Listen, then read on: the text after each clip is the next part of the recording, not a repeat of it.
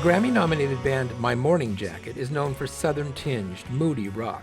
But at this gig at New York's Forest Hills Stadium, on frontman Jim James's mind, climate change. I think people are waking up and starting to do more and more stuff, but definitely not at the speed that we need to. That's why we're trying to take more of a stance, partner with people like Reverb to try and get at least the people that are coming to our shows to learn more and think more about it so that we can speed up the process of trying to deal with it. There's a 1-to-1 ratio from recycling and trash. Reverb is the brainchild of Adam Gardner and his wife, Lauren Sullivan. We met at Tufts University. Yeah. I was a freshman, he was a sophomore.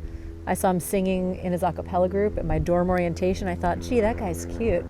Did you immediately think someday I will start an environmental organization with this man? No, by no means, no. There was other stuff first, a master's degree for Sullivan in environmental education, co-founding the rock band Guster for Gardner.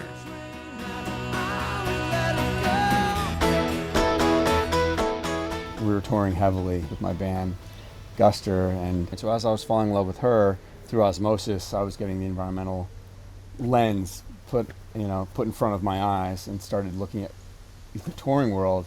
One look at the debris following an outdoor rock concert showed Gardner the touring world wasn't exactly what you'd call sustainable. Just looking at all the plastic on the ground, our tour buses with the generators never shutting off, and knowing that they don't get very good mileage, all the concessions, everything was just going thrown out and going right to landfill. And at the time, we just shrugged our shoulders at each other, going, "This is too bad. It has to be this way." There have always been this two sides of rock and roll. There's trashing the hotel room and throwing the TV into the swimming pool. And the other side was like musicians for safe energy. The origin story of Reverb is actually very much connected to that legacy. Musicians United for Safe Energy staged the famed 1979 No Nukes concerts. The group was formed to oppose nuclear power and promote renewables like solar. One of its founders was singer-songwriter Bonnie Raitt.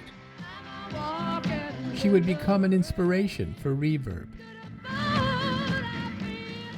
After he and I were talking about my desire from the environmental perspective to try to talk with folks outside of the environmental bubble, his sister sends us this flyer in the mail and says, Bonnie Raitt is doing this. Raitt's effort, a nonprofit called Green Highway, was a pioneer of the concept of connecting concertgoers to causes. I picked up the phone and called her manager, Kathy Kane. Her manager actually comes from an activist background with Greenpeace as well, and said, yeah, I'll lend you all of the gear. You can take it out. We'll mentor you. We've got a nonprofit. And I quit my job, and we took all of that mentorship and gear from Bonnie Raitt's Green Highway and brought it out on the road, and it's evolved into Reverb. The early days were spent on tour with acts including Alanis Morissette and John Mayer, Maroon 5 and the Dave Matthews Band, with Reverb customizing tents and booths for the audience based on the interests of each act and its fan base. For the bands themselves, Reverb would provide access to biodiesel for tour buses, along with backstage recycling and composting.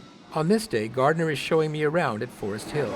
So we've been working with Forest Hills Stadium for a number of years to make it more sustainable. So we've had, for example, these solar-powered phone charging stations.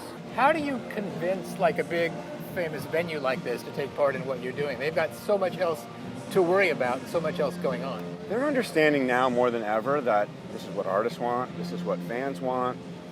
They're starting to get that there's a responsibility here for the venue to meet the demand of their audiences and of their clients, the artists. One of Reverb's specialties is asking fans to donate for refillable water bottles, then let them fill up at free water stations instead of buying hordes of single-use bottles that might go from the show directly to the dump. Reverb says it has eliminated some 4 million single-use plastic bottles since 2004. And through efforts at more than 350 tours, it calculates it has eliminated over 180,000 tons of carbon, the equivalent of taking about 39,000 cars off the road for a year. One of the acts participating with Reverb is Grammy Award winner Brittany Howard. I'm doing wonderful, just fine, thank you. You have a following, which means you have a voice. Why do you choose climate change as something for which to use that voice? I think it just comes from me growing up outside. Howard's an avid outdoors woman who grew up in Alabama, lives in Tennessee, and loves to fish. Look at this smiley, guys. She hopes working with Reverb will help increase the level of concern about climate change. I think a lot of people don't take it seriously enough because we've spent generations and generations on this earth, and everyone's always been able to handle the heat. You know, we're down in the Southeast, but we got TV, internet, and everything like that. Like, we're watching what's happening to the world. Has climate change found its way into your writing? That's a good question. I guess it's something I consider when I think about the state of the world today. I'm wondering how you would approach it as a writer. If you write something too on the nose, climate change is bad, nobody wants to hear that. I don't know, I'd like it. If the beat's funky, if the music's good. I don't think it needs to be that blatant for everybody to understand that there's nowhere to go. I think that kind of dawns on you, like, it's hot everywhere. Do you worry at all about your fan base, that there are people who are climate change deniers and would say, what's the jacket doing talking about climate change? No, I mean, if anybody's a climate change denier, I just can't get down with that because it's just not true. We all need to face the fact that climate change is real and that we need to deal with it before it's too late. The list of names in the Reverb fold is impressive, including Billie Eilish, Pink, Harry Styles, and dozens of others. Still, the Forest Hills promoter, Mike Luba, notes that many sectors of the business have not gotten on board yet.